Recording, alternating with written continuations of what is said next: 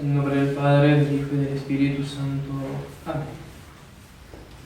Seguimos entonces con el Catecismo de San Pío X. Vamos a iniciar otro tema que trata de los pecados, de sus principales especies, dice el pequeño título. La pregunta es la 946, que dice así: ¿cuántas clases hay de pecados? Hay dos clases de pecados, original y actual. La siguiente pregunta: ¿qué es pecado original? Pecado original es aquel con que todos nacemos y que hemos contraído por la desobediencia de nuestro primer padre Adán. El famoso pecado original, que es una parte muy importante, importantísima de la doctrina católica. No hay que olvidar que no han faltado herejes que han querido negarlo, entre ellos Pelagio, que quiso negar el pecado original, así que los hombres nacíamos buenos por naturaleza. Un poco bien adelantado a Juan Jacobo Rousseau, que dice que el hombre nace bueno por naturaleza, que no hay pecado, no hay naturaleza herida. Falso, hay el pecado original, el primer pecado de Adán, como él era la cabeza de todo el género humano, después a él prevaricar, al haber pecado él, eso se transmite, misteriosamente sin duda, esos misterios, pero se transmite a la descendencia.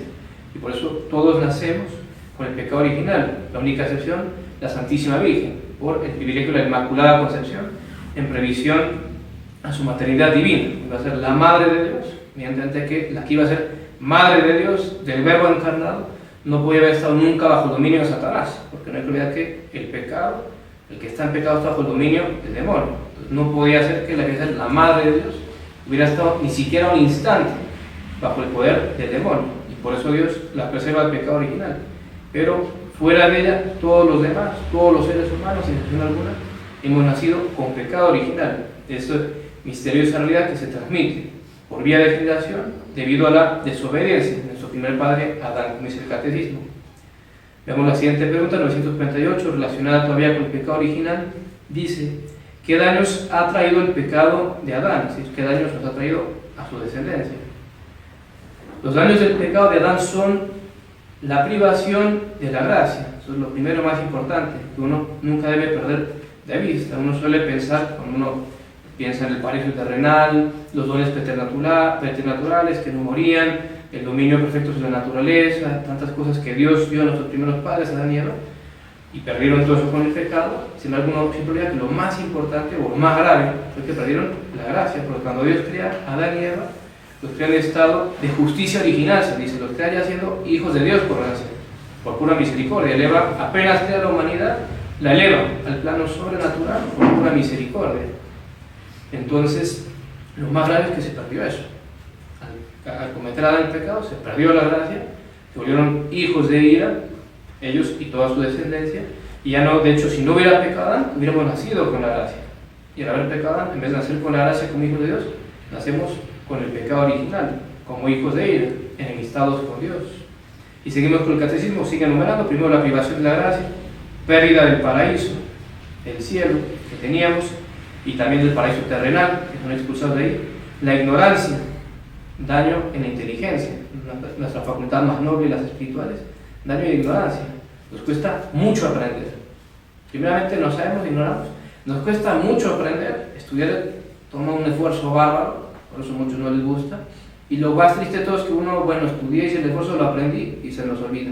Si uno no anda siempre repasando y manteniéndolo allí. Herida en la inteligencia.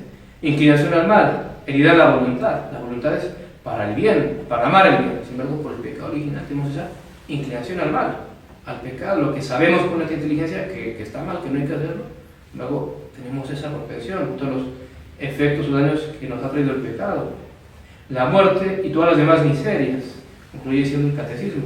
Con la que por el pecado entró la muerte al mundo, y todas las demás miserias, las enfermedades, que en última instancia no son sino llevarnos a la muerte, o ir muriendo lentamente siquiera. Y tantas cosas, el estar cansado, a veces el levantarse como nos cuesta mucho a la mañana, y por eso la pereza, que a veces nos cuesta, dar ese brinco a la cama apenas suena el despertador y no quedarnos tirados 5 minutos, 10 minutos, 15 minutos más, y tantas cosas que uno puede pensar, a veces tal vez son cosas pequeñas, pero hacen a la miseria de esta vida, en todo ese sentido. Y todo eso como efecto del pecado, porque si no hubiera pecado Adán, no hubiera habido nada de eso, no hubiera habido dolor, padecimiento, cansancio, frío, calor, no tendríamos sueño, estaríamos perfectos, no habría enfermedades, no habría muerte. Sin embargo, todo eso se perdió por el pecado de Adán. Para que veamos la cosa grave que es el pecado, no lo meditamos, no tenemos esa percepción de la gravedad del pecado. Por el primer pecado original, esa desobediencia grave y soberbia, porque de nuevo soberbia, seréis como dioses, todo lo que trajo, todas las consecuencias. ¿Cómo se borra el pecado original? Siguiente pregunta. El pecado original se borra con el santo bautismo. Por eso la importancia de bautizar pronto a los hijos, a los niños que recién nacen, a la semana, o muy tarde 2 semanas de nacer, porque si no tienen el pecado original, y si llegan a morir, Dios no lo quiera, los accidentes pasan, son criaturas delicadas, los niños, no pueden llegar al cielo por el pecado original, porque es una realidad que está allí y les sobra entrar al cielo. Tampoco se condena.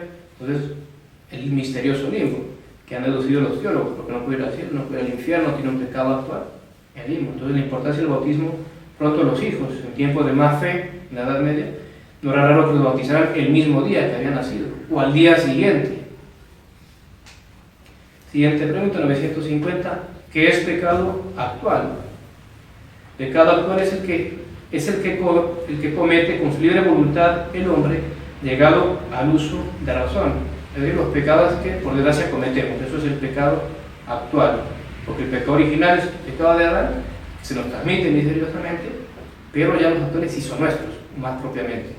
Es decir, ya merecemos más un castigo por ellos, si me puedo expresar así. ¿Cuántas clases de pecado actual hay? La siguiente pregunta. Hay 2 clases de pecado actual, mortal y venial. La distinción clásica que todos sabemos. ¿Qué es pecado mortal? La siguiente pregunta. Pecado mortal es una transgresión de la ley divina por la que el pecador falta gravemente a los deberes con Dios, con el prójimo o consigo mismo. Entonces, primeramente, la transgresión de la ley divina en materia grave. Eso es necesario para que pueda haber pecado mortal. Si no es materia grave en lo que uno peca, nunca puede haber pecado mortal. Y ojo, porque el pecado uno puede faltar gravemente, primeramente los deberes para con Dios, los deberes con Dios, por supuesto, con el prójimo, faltar gravemente la caridad, por un ejemplo, o nuestros deberes con nuestro prójimo, o consigo mismo también, el amor a uno mismo, amarás a tu prójimo como a ti mismo. Hay un sano amor de uno mismo, que no es el amor propio condenado por los santos y autores de vida espiritual. La siguiente pregunta, 953, ¿por qué se llama pecado mortal? Llámase mortal porque da muerte al alma, haciéndola perder la gracia santificante, que es la vida del alma, como el alma es la vida del cuerpo. Es una metáfora, por supuesto, el alma no se muere de verdad, el alma es inmortal, pero es, como decimos, metafórico porque la gracia que Dios infunde en el alma, al cometer el pecado mortal, se pierde. Entonces se pierde esa vida divina que Dios da al alma. Y es muy hermoso como compara, dice, porque así como el alma es la vida de nuestro cuerpo, si uno me quita el alma, me muero, ya no vivo, no me puedo mover. Dice, así la divina gracia, la gracia santificante es la vida del alma, la vida sobrenatural. Pues se llama pecado mortal, porque da muerte al alma, no pierde la gracia y ya no tiene esa vida sobrenatural. Siguiente y última pregunta por hoy, 954. ¿Qué daños causa al alma el pecado mortal? El pecado mortal priva al alma de la gracia y amistad de Dios. Lo primero y más grave que hace. Pierde la gracia, por eso mortal, porque da muerte al alma. Le hace perder el cielo. No solamente pierdo la gracia, la amistad de Dios, sino que pierdo el cielo. Cuando yo estoy en gracia, soy heredero del cielo. Y si muero en gracia, me salvo y voy a la gloria. Entonces, si yo peco mortalmente, ya no soy heredero del cielo. La despoja de los méritos adquiridos, incapacita para adquirir otros nuevos, muy importante. Si yo, no sé, supongamos tenía así de méritos, de buenas obras, oraciones, penitencias, etcétera, etcétera, etcétera, y cometí un pecado mortal, Dios me guarde libre, todo eso se pierde. No tengo esos méritos, ya no están. Y me incapacita para adquirir nuevos méritos. Eso quiere decir que si yo estando en pecado mortal, hago limosnas, buenas obras, ayudo a mi prójimo, cualquier cosa, no va a ser computado para la vida eterna. Si después yo me confieso, me arrepiento, etc., voy a recuperar la gracia, pero esos méritos, esas buenas obras que yo realicé, mientras están en pecado mortal, no van a ser premiadas. Entonces la importancia de, primeramente, no caer en pecado mortal, y si uno tiene esa gracia, de rápido salir de ese estado. Y al uno recuperar el estado de gracia, es una buena confesión de arrepentirse, los méritos que uno había perdido se recuperan. Eso sí se enseña en teología, como que decíamos, yo tenía todos estos méritos de buenas obras, cuando peco, eso se pierde, digamos, ya no está. Y se recupera la gracia, otra vez vuelve, pero enseñan los teólogos que suele ser, digamos, en un grado inferior. Es decir, si me hubiera muerto antes de cometer ese pecado mortal, habría tenido más premio en el cielo, más gloria. Pequé, me arrepentí, me confesé, volví a recuperar eso, y me muero y me salvo, tengo menos. Se hubiera tenido más si no hubiera cometido ese pecado mortal. En principio tengo menos, a no ser que uno haga un acto muy grande de calidad, como se enseña, y uno repase eso que tenía antes. Hay que tener en cuenta eso inclusive, a que recupere la gracia y recupere esos méritos, suele quedar en grado inferior. La sujeta a la esclavitud del demonio, dice el catecismo también, el pecado mortal, porque decimos, cuando uno está en pecado mortal, uno está bajo el dominio del demonio, eso nunca hay que olvidarlo.